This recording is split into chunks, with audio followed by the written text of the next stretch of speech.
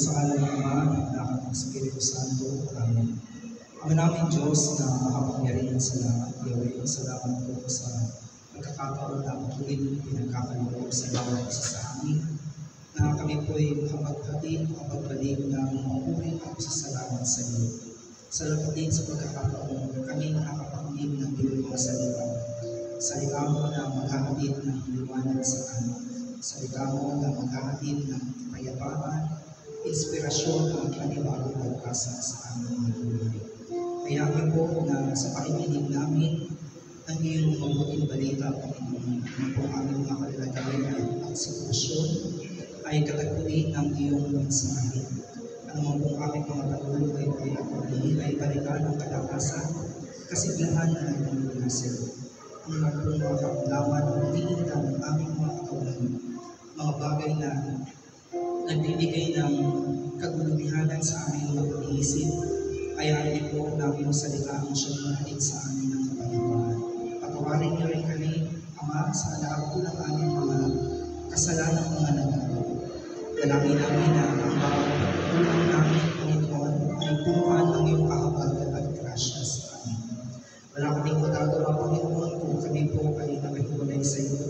Kaya wala kaming ibang nais na itaas, kundi ang aming mga sarili, kundi tanging pangalan mo lamang sa gagawin. Sa iyo ang lahat ng purihan at pasasalamat. Sa ngalan ni Jesus, sa ngalan ng Ama, ng Anak, ng Espiritu Santo. Amen. Purihin ang Panginoon.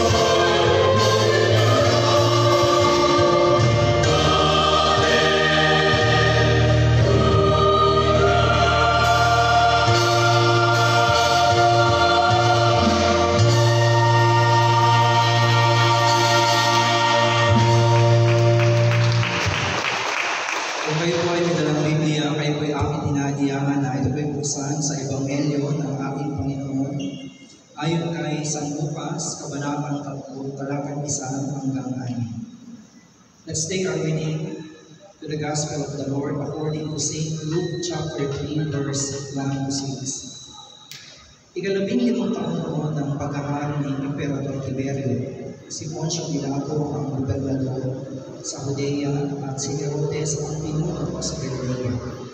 Ang kapatid nitong si Felipe ang pinuno sa lupain ng Iturea at Traconite at si Lisanias ang pinuno sa Abilinia. Nang sinaanas at Caiaphas ang mga pinakapunong pari ng mga Hudyo, si Juan na anak ni Zacarias ay nakatira sa ilalim. Ibinahayag ng Diyos ang kanyang salita kay Juan, kaya pinilibot niya ang mga lupain sa magkabinang panig ng Jordan. Siya'y nangaral, pagsisihan at talikuran ninyo ang inyong mga kasalanan at magpabautismo kayo upang kayo'y pagpaparin ng Diyos. Sa gayon, natupad ang nakasulat sa aklat ni Propeta Isaías. Ito ang pahayag ng isang taong sumisigaw sa inyo. Ihanda ninyo ang daraanan ng Panginoon. Gumawa kayo ng mga tuwid na landas na kanyang lalakaran. Matatambakan ang bawat dibis at mapapatak ang bawat bukol at bundok. Magiging tuwid ang daang lipo-lipo at patag ang daang bakulo.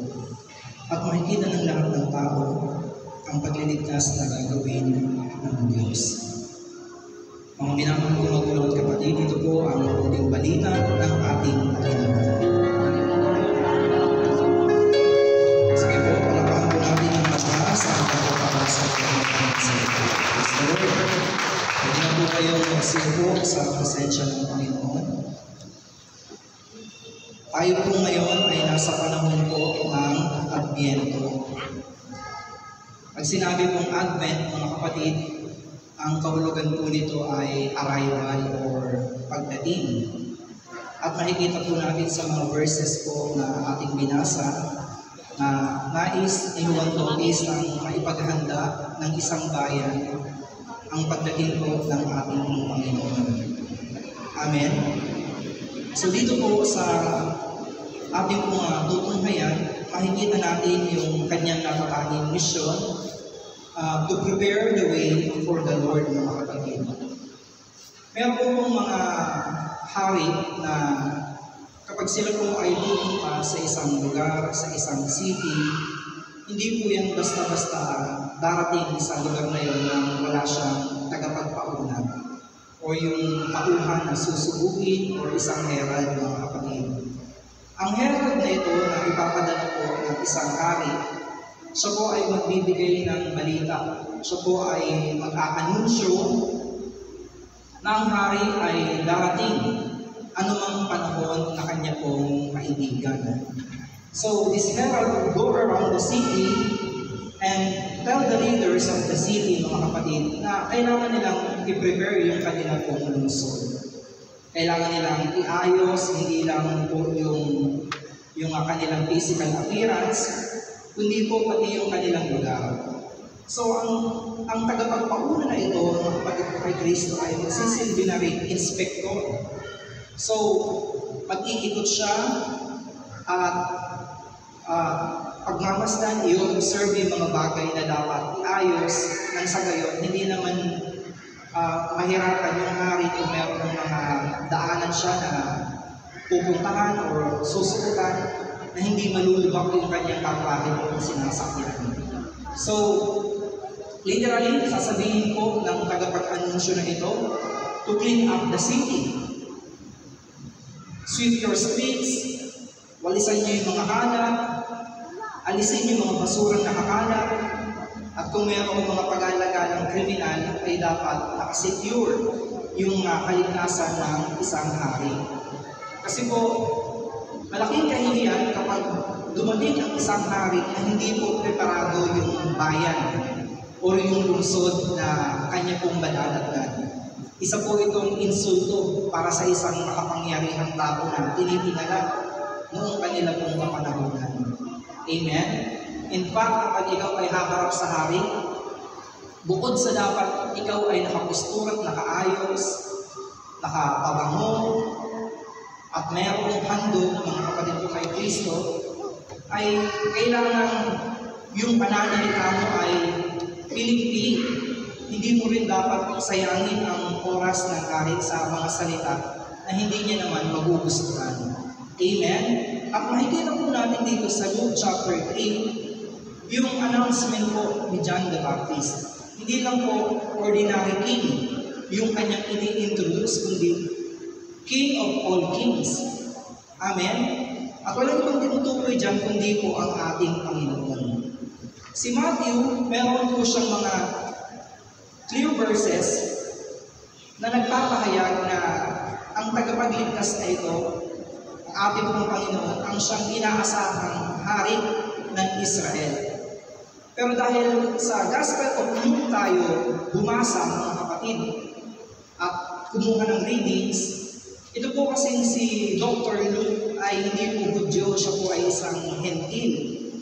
At pinalilinaw niya na ang pagliligtas ng hari na ito ay hindi lang po sa kanyang bansa, hindi lang po sa kanyang bayan, kundi sa lahat ng tao. Amen? Bukod sa kinaklarify niya na matutupad yung propesiya na isang hari talaga ang magmumula sa lahi ni David at ang kanyang kingdom ay magpakailanman, mga kapatid ko kay Kristo, gusto rin palutangin po dito ni Lucas na yung kanyang paghahari ay walang katapusan sa puso ng mga taong mananampalataya at tatanggap sa kanya. Ganun po ang sinabi ng anghel kay Maria. Sabi po ng anghel kay Mama Mary sa Luke 1:32 that her son would sit on the throne of his father and he would reign over Israel forever. And of his kingdom there would be no end. So, mataas po yung expectation sa paparating na hari. Dahil po yung kanyang paghahari ay walang katapusan. Kung titignan niyo po ang history ng Israel, lalo na po yung Northern Kingdom, minsan may mga hari na ang itinatagal ng kanilang reigning ay almost 2 years na. Yung iba nga araw lang Kaya kung titignan niyo yung history ng Israel, yung talaan ng mga naging hari, lalo na yung mga wicked, yung mga masasama, yung iba po doon, nahahalal na hari, 12 years old pa lang, 7 years old pa lang. Kasi yung kanilang mga ama ay naging masama. Hindi tumalima sa kagustuhan ni Yahweh. Pero ang hari na darating at magliligtas sa kanyang bayan, ang kanya pong reigning ay magpakailanman. So, matindi po yung expectation sa king na ito, mga kapatid. Sabi rin po sa propesiya ni Zacarias sa Luke 1:68-75 or 76, nagsugo siya sa akin ng isang makapangyarihang tagapagligtas mula sa angkan ni David na kanyang lingkod. Ito'y ayon sa ipinangako niya noong una sa pamamagitan ng kanyang mga banal na propeta. Na ililigtas niya tayo mula sa ating mga kaaway, mula sa kamay ng lahat ng napupuot sa atin. Ipinangako niyang kahahabagan ng ating mga ninuno't aalalahanin ang kanyang banal na tipan. Na ililigtas niya tayo sa ating mga kaaway upang tayo makapaglingkod sa kanya ng walang takot at maging banal at matuwid sa kanyang paningin habang tayo'y nabubuhay. Ikaw, anak ko, ay tatawaging propeta ng kataas-taasan Diyos sapagkat mauuna ka sa Panginoon upang ihanda ang kanyang daraanan. So marami pong prophet ang nag-prophesy na ng pagdating ng dakilang hari, ng tagapagligtas. Pero yung mission na i-introduce, i-prepare yung daraanan, ihanda yung puso ng mga tao, nang sa gayon ay magkaroon ng bayan ang ating Panginoon, tanging kay John the Baptist lamang po ito natupad. Amen po, mga kapatid. So, yun po yung kanyang mission. Kung titignan natin yung kanyang ministry, mga kapatid ko kay Kristo, bukod sa dalawa lang ang kanyang talagang naging alagad, although maraming mga tao ang nagpabautismo sa kanya. But after maipakilala ni John the Baptist ang ating Panginoon, yung kanyang dalawang alagad na yun ay isinurrender niya rin sa Panginoon. Hayun ang kordero na mag-aalis nag-alis ng kasalanan ng sanlibutan. At yung dalawang alagad niyang yun ay sumunod na po sa ating Panginoon. After po nun, si Juan Bautista ay ipinadakip hanggang sa mabilanggo at mapugutan na po siya ng ulo. So John prepares the way, katulad po ng ginagawa ng isang herald bago dumating ang isang hari. Ang kanya pong mensahe ay mabagsik. Ang kanya pong pananalita ay aggressive, mga kapatid ko kay Kristo. Hindi ito yung sermon to suit someone. Minsan po kasi may mga tagapakinig na kapag ang pananalita ng nagsasalita ay hindi nila nagustuhan, nandoon kaagad sa kanila yung resentment, yung rejection, kinokontra agad nila. Pero tatandaan po natin na ang espiritong taglay po ni Juan Bautista ay kagaya po ng kay Elias. Si Elias po walang kinakatakutan, mapahari man yan o reyna. Nakalaban niya si Ahab, King Ahab, nakalaban niya si Queen Jezebel. At parehas itong mag-asawang to na kanya pong sinumpa. Kaya nga po hinantin siya sa loob ng 3 taon ni King Ahab sapagkat kinurse niya yung weather na hindi uulan sa loob ng 3 taon. At ganun nga ang nangyari. Katakot-takot na tagdutong ang inabot ng Israel dahil po sa pananalitang ito ni Elijah. Ganun din po kay Jezebel. Na pagdating ng panahon dahil sa kanyang mga wickedness, sa kanyang mga wicked ways, mahuhulog siya sa isang tarangkahan at ang kanyang dugoy hihimurin ng aso at yan po ay nangyari. Propeta kasi makapangyarihan ang nagsalita. Ganyan din po, ito pong si Juan Bautista. Tinatawag niya ang mga tao na ihanda ang kanilang mga sarili para magsisi sa kanilang mga kasalanan. John preached a baptism of repentance and remission, mga kapatid. Alam niyo ho, si Luke, very accurate siya sa paglalagay ng details sa gospel. Hindi kagaya ni Mark. Si Mark kasi ano siya more on action. Kasi ang pinapakilala niyang mukha ni Jesus ay mukha ng isang naglilingkod, anak ng tao na naparito upang maglingkod. Pero ito naman pong si Luke, ang kanya pong ipinapakilala ay isang tagapagligtas, isang Kristo na hindi lang ordinaryong tao na isinugo, kundi isang hari na talagang natupad yung propesiya sa katauhan po ng ating Panginoon. Kaya po yung paglalagay niya ng mga detalye ay maingat. Amen? Itinatala niya kung kaninang lahi nagmula si Maria, pati na si Jose. Kasi sa loob ng 400 taon, hindi po nagkaroon ng walang narinig, walang naulinigang mensahe mula sa Diyos.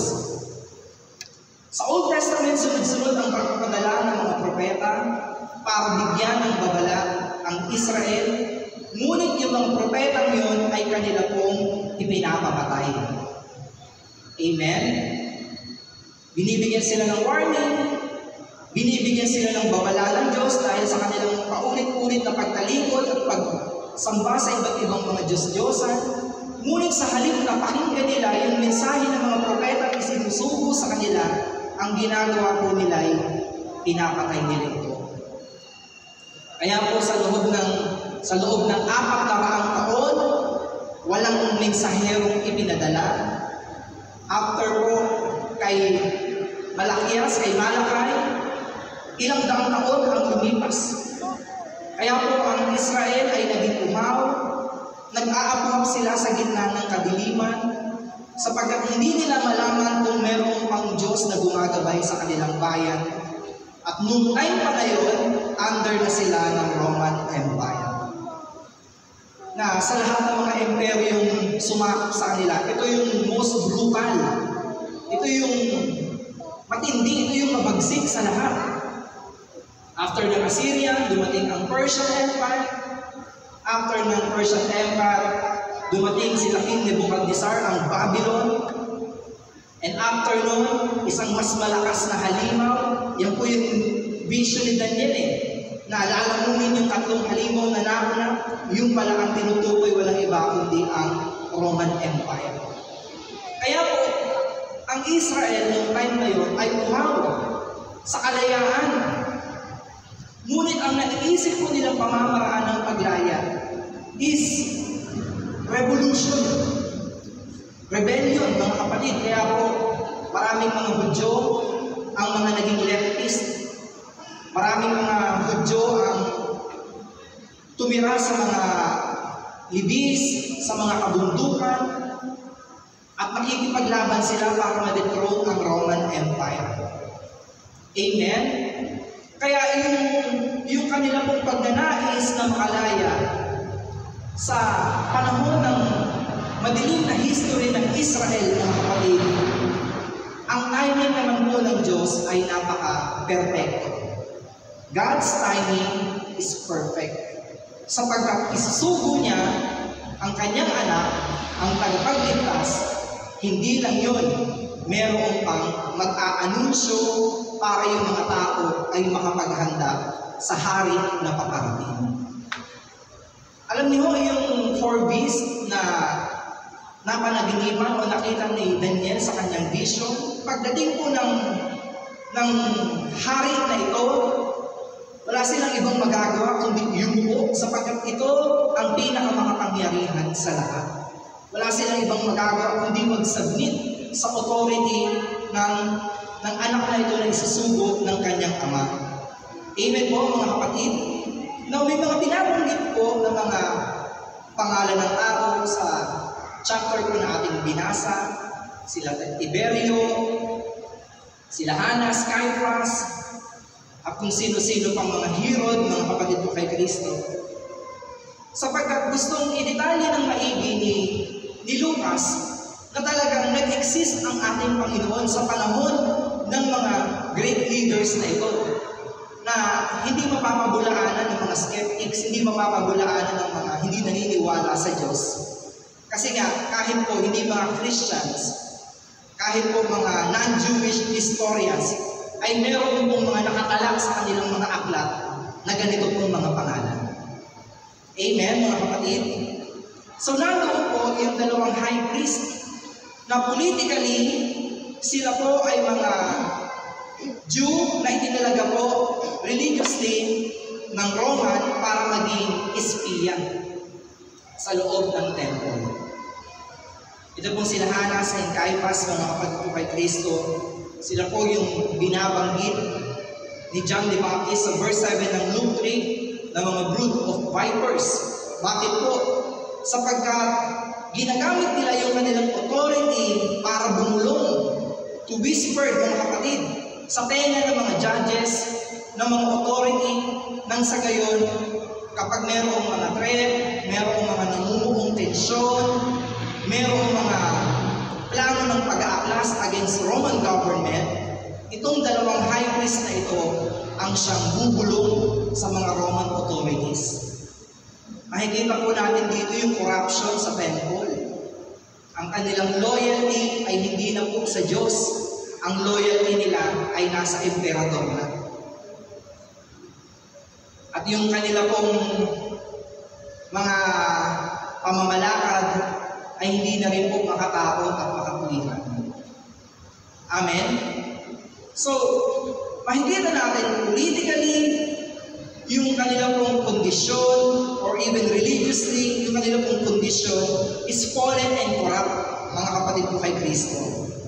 And that was the perfect time na ma-reveal kung sino ba yung Messiah. Kasi, yung emperador, ang katumbas niya na ay Diyos eh. Yung kanyang ruling, yung kanyang power, lahat po ng mga bansa na kanyang nasasakupan, ang trato sa kanya ay para na rin Diyos. Ngayon, ito po yung tamang pamamaraan, tamang pagkakataon, tamang panahon na ma-introduce ni John kung sino ba ang tunay na Diyos na dapat paglingkuran ng mga tao, lalo na ng kapwa niya, mga Hudyo. Now, God uses unlikely people. Gumagamit siya ng mga taong mostly hindi gusto ng mga political leaders at ng mga religious people. At yan po si Juan Bautista, mga kapatid. Kagaya ng nabanggit ko sa inyo kanina, yung kanya pong pananalita, yung kanya pong way of preaching ay maanghang.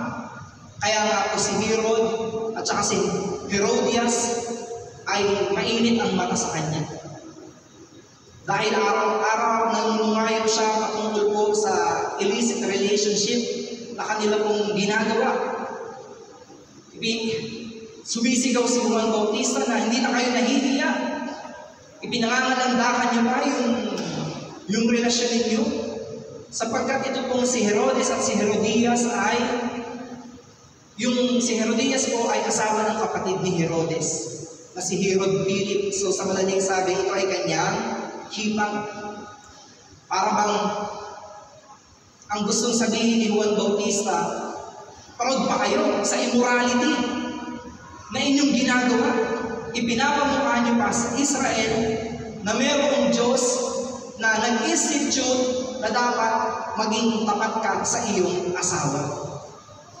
Kaya po, nung nagkaroon ng pagkakataon talaga, ang babaeng ito na makaganti kay Juan Bautista ay agad-agad niya itong pinapubutan. Amen?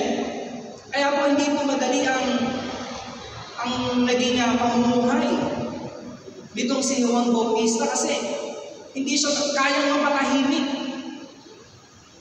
Hindi mapigil yung kanyang ministry. Amen?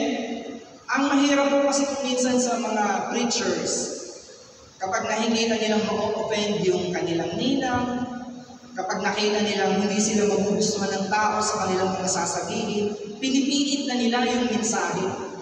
Kasi baka mamaya, bawasan yung ego eh. Amen? Baka mamaya, maapakan yung ego ng isang worker, baka mamaya ma-offend yung damdamin ng isang choir, kaya pinipiit na lang. Pero ano po yung mensaheng ipinapakita natin na ang loyalty natin ay hindi na sa Diyos ang pinaglilingkuran natin, lalo kung yung sasabihin mo naman ay tama. Kasi madalas naman talaga, pag totoo ang iyong sinasabi, makaka-offend ka talaga. Amen?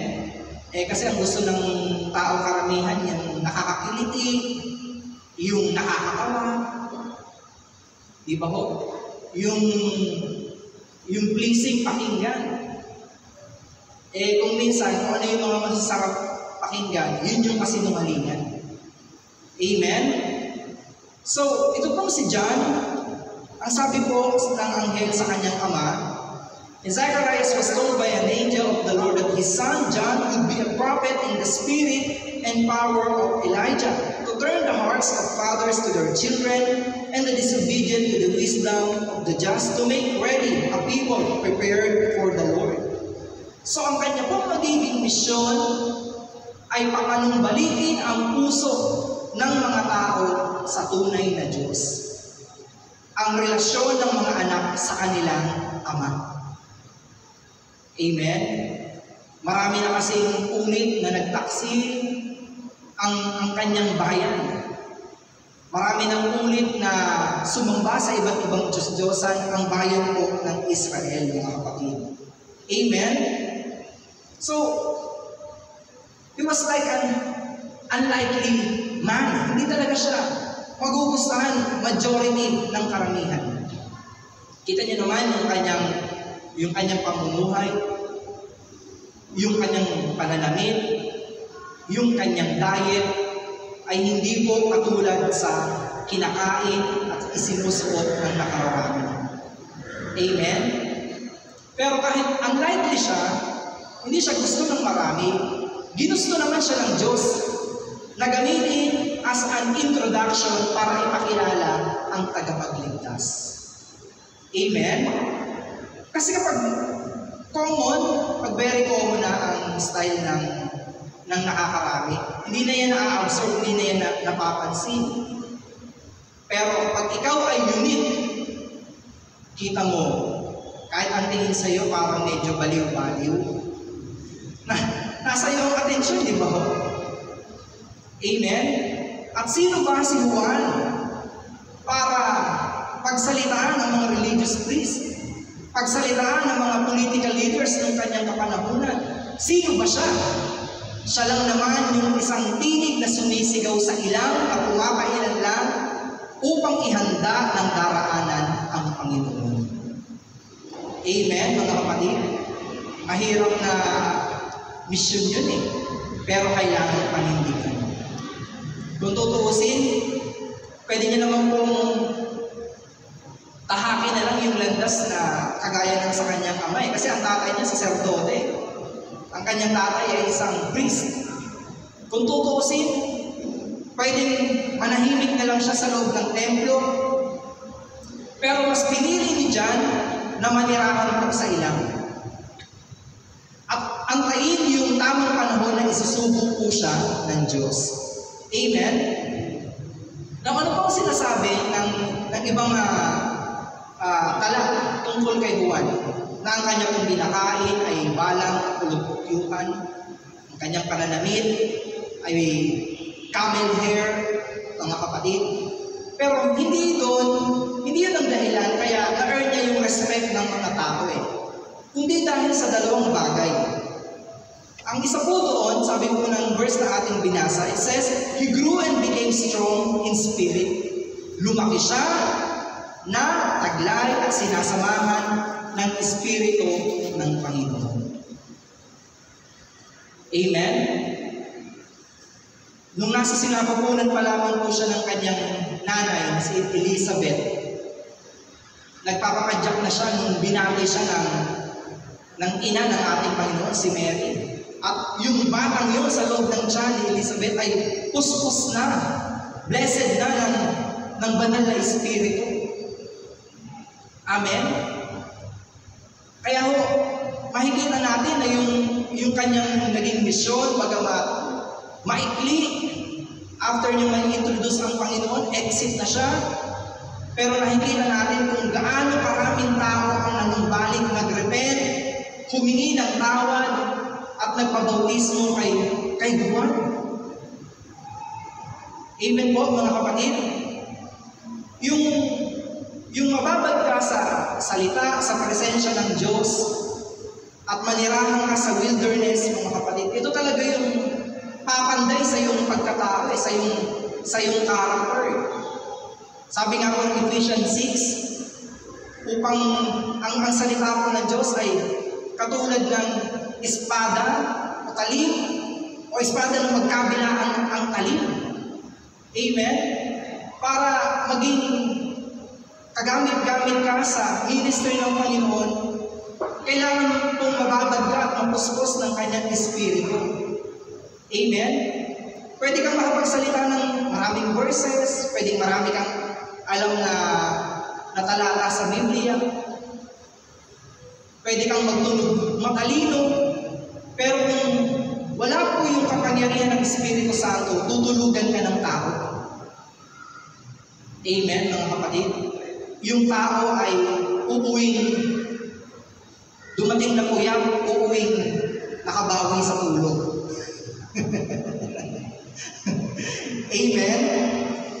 So ito po si John, ganoon po siya eh. Ang sabi po doon sa verse 3, at dumating ang salita ng Diyos kay Juan. Kung minsan kasi sa kagustuhan po natin na gawin ang isang bagay, wala pa po yung signal ng Diyos. Ang tawag nito, nauuna na agad tayo. Gumugora na agad. Pero si Juan Bautista, hinintay niya yung tamang pagkakataon. Kaya kita niyo ho, naging napaka-effective niya sa lahat. Another thing, mga kapatid ko kay Kristo, that He lived in a separate form of world. In-isolate niya, ibinukod niya ang kanyang sarili. Bakit po? Kagaya ng nabanggit ko sa inyo kanina, ang temple kasi, ang Judaism noong time na yun, ay fallen na eh, corrupted na. Isipin nyo, yung mga naghahandog ng mga hayop, mga ordinary people, every piece of the unleavened bread, of every piece of the lamb roast na kailangan i-observe nila yung ganung kapistahan once in a year. And nagre-require na dapat meron kang daladalang hayop, pangtakip man lang sa kasalanan mo sa loob ng isang buong taon. Yung dugo kasi nun ay iwiwisik. Kakatayin yung tupa, yung kordero. Kahit yun ay napapahirang ng korupsyon. Bakit po?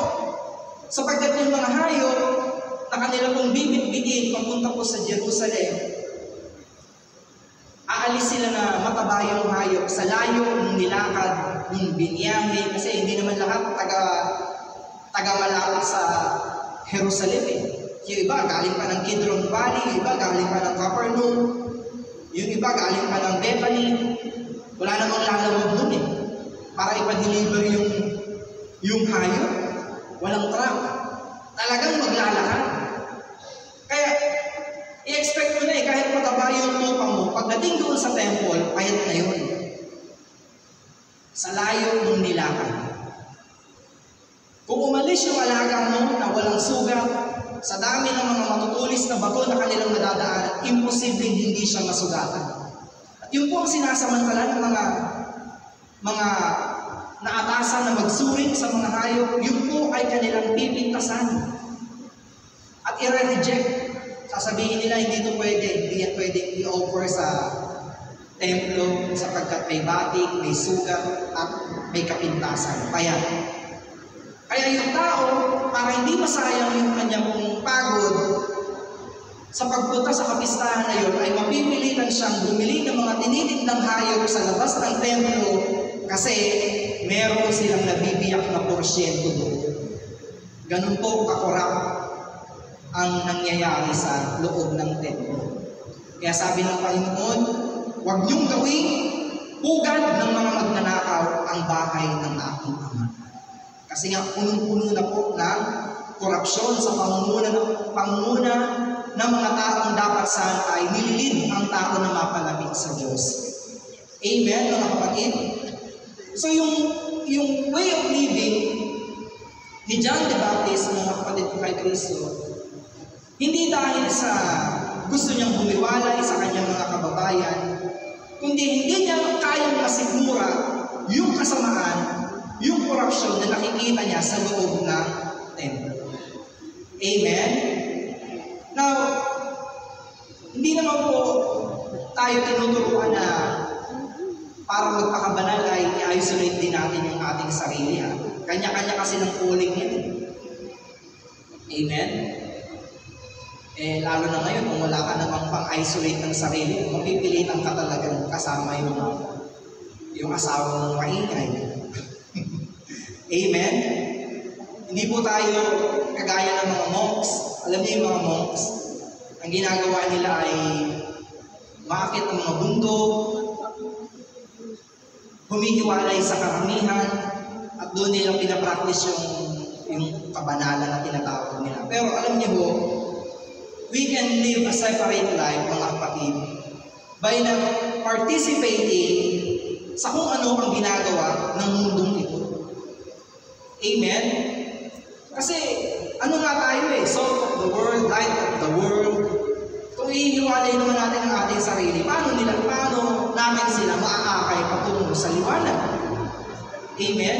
Paano natin mapiprevent ang kabuluhan ng mundong ito kung aalis tayo?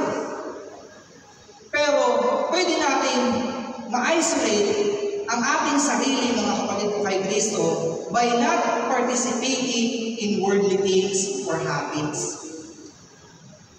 Amen? Halimbawa na lang po, mga kapatid.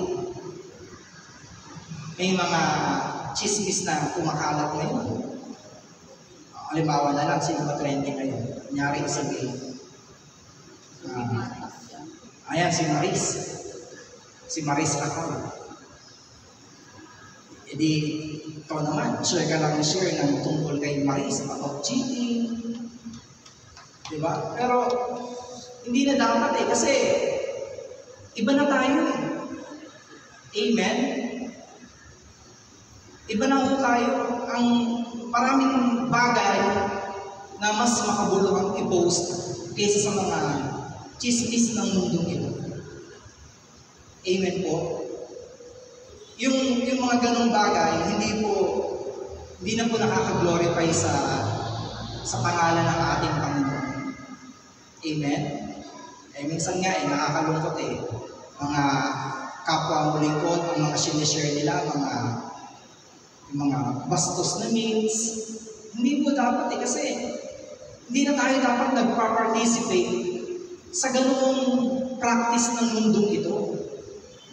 Amen, mga kapatid. Ang ganun po ang ginawa nitong si Juan Bautista. Amen? So we must repent of our sin to prepare for the coming of the Lord. Alam niyo, maganda kasi maratnan niya tayong nakaprepare sa kanya pong pagdating. Hindi ho ba nakakahiya naman kapag meron kang bisita na ang kalat-kalat ng iyong bahay? Hanggat maaari, ang gusto mo kapag meron kang bisitang darating, pag-abiso man lang. Ayaw mo naman na, kahit nga may sakit ka kahit ang intention ay maganda, dadalawin ka dahil may sakit ka. Ayaw mo naman yung biglang-biglang darating na hindi ka pa nakaayos, ang panghimo, may diaper ka pa. Ayaw mo maabutan kang nililinisan, nakakalat yung karinola. Gusto mo, syempre, may nag-aabiso. Sister, dadalawin ka namin kasi nabalitaan namin, ganito ang nangyari sa'yo. Kaya nga po, yung mission ni Juan Bautista na i-announce ang pagdating ng Panginoon, yun ay para makapag-prepare tayo na maiayos yung mga baluktot sa ating buhay, mapatag yung mga daang liku-liko, yung mga daang bakuta. Amen po. Nang sa gayon, ang magandang balita ay merong mapaglagyan sa ating puso. Wala kasi siyang doon kapag ang puso natin ay punong-puno ng mga worldly things. Walang pulong yan yung ating tenga ay ang hinahanap ay mga makamundong balita. Walang pulong yun. Kaya kailangan po natin maglaan ng oras para po sa kanyang pagdating. Kagaya ngayon, Christmas season, ano ang mga pinaghahandaan po ng mga tao? Worldly things. Yung ihahanda. Kaya tuloy, maraming mga tao, pressure. Di ba? Pag yung isang city, namimigay ng mga bigas, mga ham, spaghetti, wow, sana all. Yun yung ating pinaghahandaan.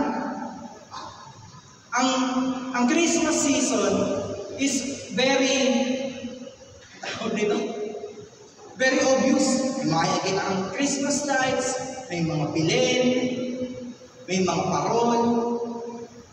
Pero karamihan po ng tao, hindi nila napaghahandaan yung biglaang pagdating ng Panginoon. Na anytime, any season, bigla siyang babalik. Ang tanong, prepared po ba tayo? Amen, mga kapatid. Ang dami nating pinaghahandaan, nag-aalala tuloy tayo. Diba? Baka wala kang maihanda sa Noche Buena, sa Media Noche, kaya kahit mangutang, kaya next year, leche-leche, ang daming nangutang Amen po. Pero hindi natin napaghahandaan yung anytime ay pwedeng bumalik po ang ating Panginoon.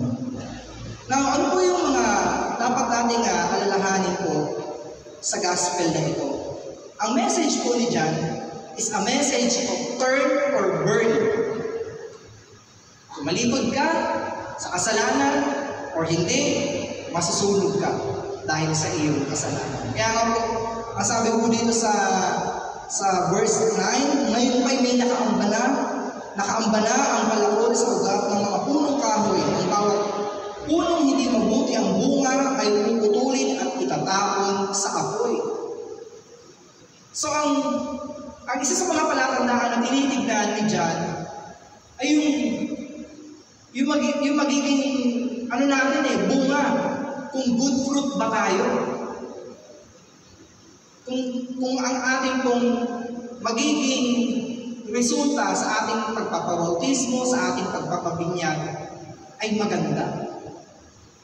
Dahil kung hindi, meron pong nakaambang parusa sa atin.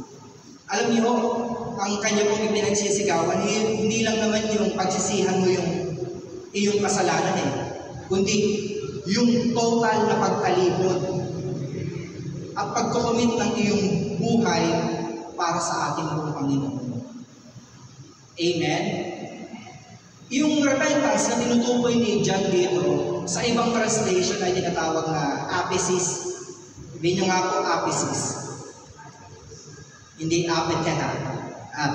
Aphesis, mga kapatid. Ang aphesis, ang ibig niyang sabihin ay release, paglaya. Now, para totally makalaya ka sa kasalanan na iyong tinalikuran, dapat kang lumayo. Kunyari, ito yung kasalanan, nag-turn away ka na dito. Kailangan mong lumayo. Kasi kapag hindi ka lumayo, madali ka niya uling makalawit, madali ka niyang maakbayan, madali ka niya uling matetem. Amen? Kaya tingnan niyo, bakit yung iba? Pero silang makalaya sa panunood ng mga pornographic videos. Kasi, hindi naman nila kinukumit yung sarili nila na magkaroon ng talagang paglayo sa ganung mga malalaswang panoorin.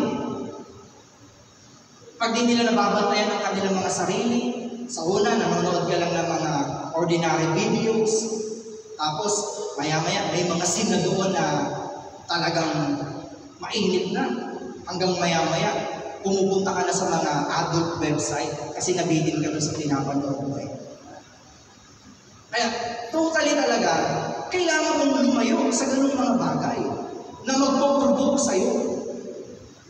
Ang pag-turn away dito, hindi yung 90 degrees na kalahati lang, kundi 180 degrees palayo sa kasalanan.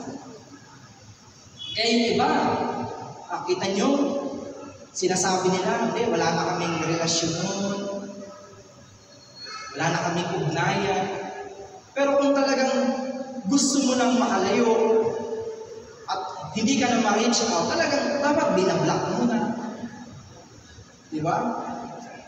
Talagang tinatapon mo na yung SIM card mo, lumalayo ka na ng apartment, umiibang lugar ka na para hindi ka na mahanap. Yung iba hindi, nagre-reminiscing pa Pumupunta pa sa plaza, inaalala pa yung kanilang mga panahong lumipas.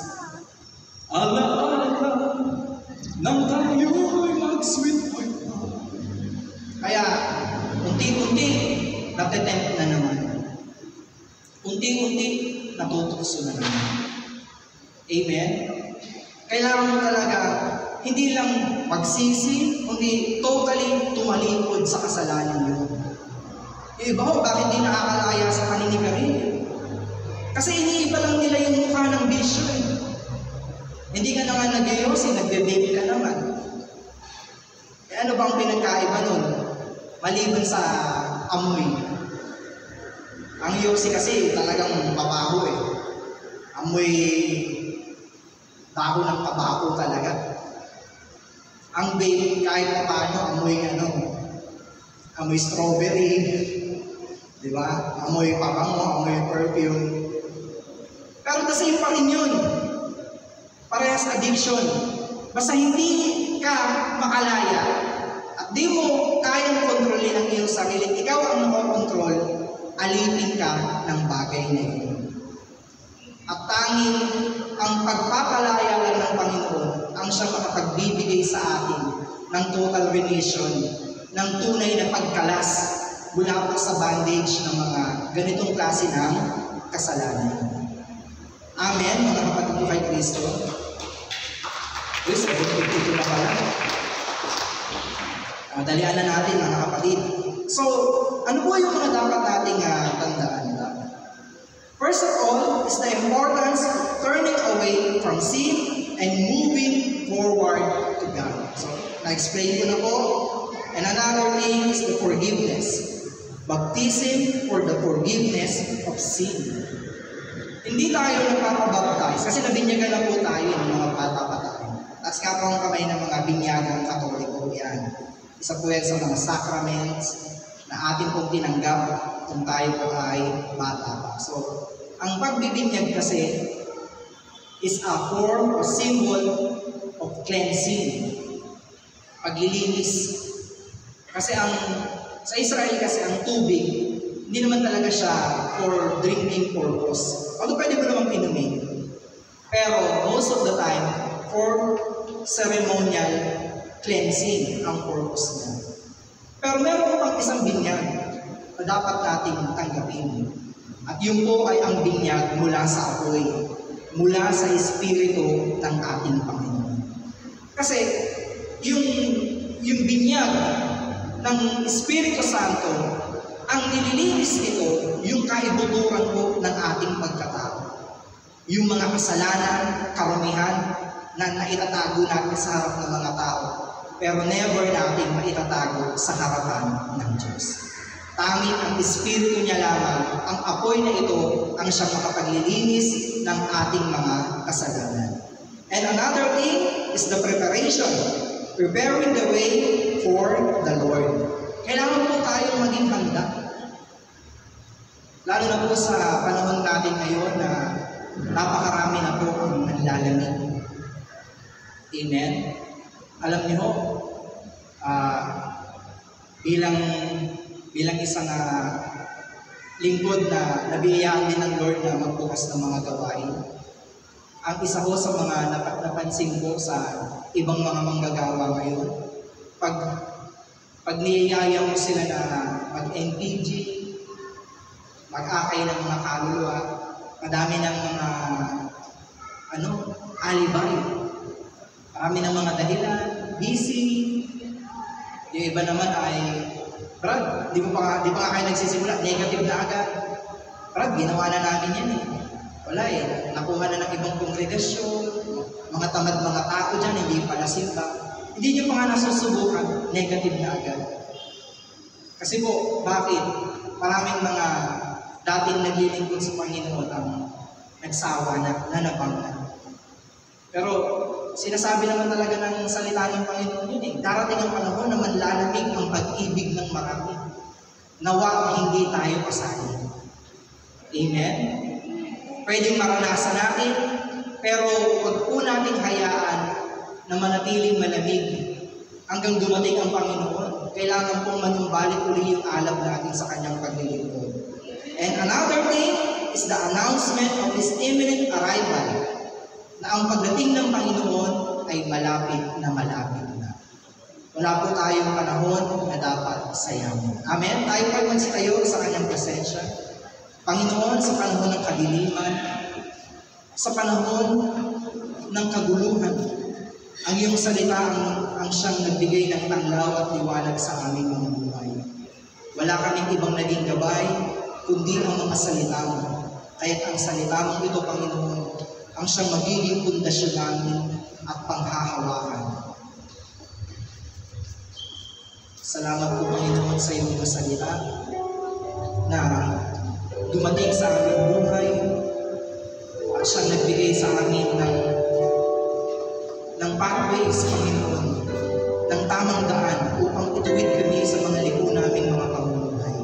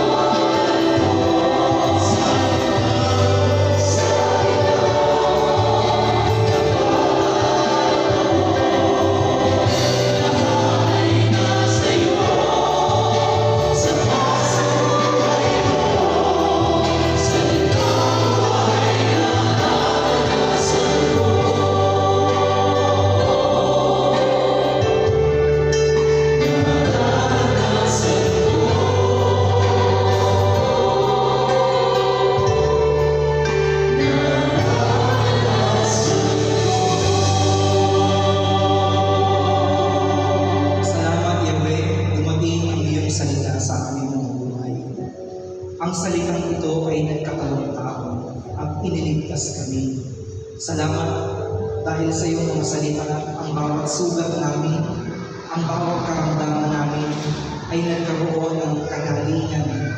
Ang bawat karamdaman namin, Panginoon, ang bawat pain na amin kong nararanasan, dahil sa iyong salita ay meron kong paghilom. Salamat sa iyong mga salita na nagbigay at nagtanglaw sa amin bilang liwanag sa mga madilim naming buhay, Panginoon.